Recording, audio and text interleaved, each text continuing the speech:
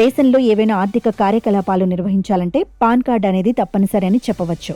కేంద్ర ప్రభుత్వం ఇటీవలి వీటిల్లో కీలక మార్పులు చేసింది. ప్రస్తుతం ఉన్న కొన్ని నిబంధనల్లో సడలింపులు ఇవ్వగా మరికొన్ని రూల్స్ ను కఠినతరం చేసింది. ఆదాయపు పన్ను నిబంధనలో 2026 ప్రకారం కీలక మార్పులకు శ్రీకారం చుట్టింది.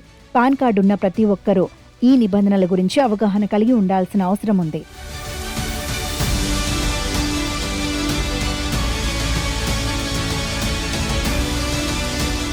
కొత్త ఇన్కమ్ ట్యాక్స్ నిబంధనల ప్రకారం కొన్ని ట్రాన్సాక్షన్స్ కు పాన్ అందించాల్సిన అవసరం లేదు. మరికొన్ని లావాదేవీలకు మాత్రం తప్పనిసరిగా అందించాల్సి ఉంటుంది. నగదు డిపాజిట్లు, ఆస్తుల కొనుగోలు, అమ్మకాలు, హోటల్ చెల్లింపులు, బీమా ప్రీమియంలతో పాటు 8 ప్రధాన లావాదేవీలకు సంబంధించి నిబంధనలను మార్చారు. ఇప్పటి వరకు 50,000 కంటే ఎక్కువ బ్యాంకుల్లో డిపాజిట్ చేయాలంటే పాన్ అందించాల్సి వచ్చేది. ఇప్పుడు దానిని తొలగించారు. ఇక నుంచి సంవత్సరానికి 10 లక్షల కంటే ఎక్కువ విత్డ్రా చేయాలంటే పాన్ ఇవ్వాల్సి ఉంటుంది. ఇక ఆస్తి కొనుగోలు, అమ్మకంకు సంబంధించి పాన్ పరిమితి 10 లక్షల నుంచి 20 లక్షలకు పెంచారు.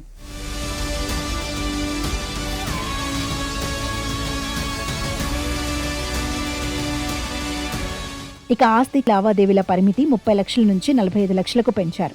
ఈ పరిమితులకు మించి చేసే నగదు లావాదేవీలకు మాత్రమే పాన్ అందించాల్సి ఉంటుంది. ఇక ఇన్సూరెన్స్ కు సంబంధించి 5 లక్షలు దాటిన ప్రీమియంలకు పాన్ కార్డు ఇవ్వాలి. పాన్ కార్డు లేని వారికి 2.5 లక్షల ప్రీమియం దాటితే కంపెనీలు ఐటీ శాఖకు సమాచారం అందించాలి.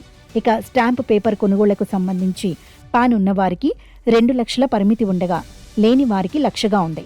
హోటల్స్, బ్యాంకెట్ హాల్, ఈవెంట్ల చెల్లింపుల కోసం పరిమితిని 1 లక్షకు పెంచారు. విదేశీ ప్రయాణ ఖర్చులు, విదేశీ కరెన్సీ కొనుగోళ్లు 2 లక్షలు దాటితే పాన్ అందించాలి.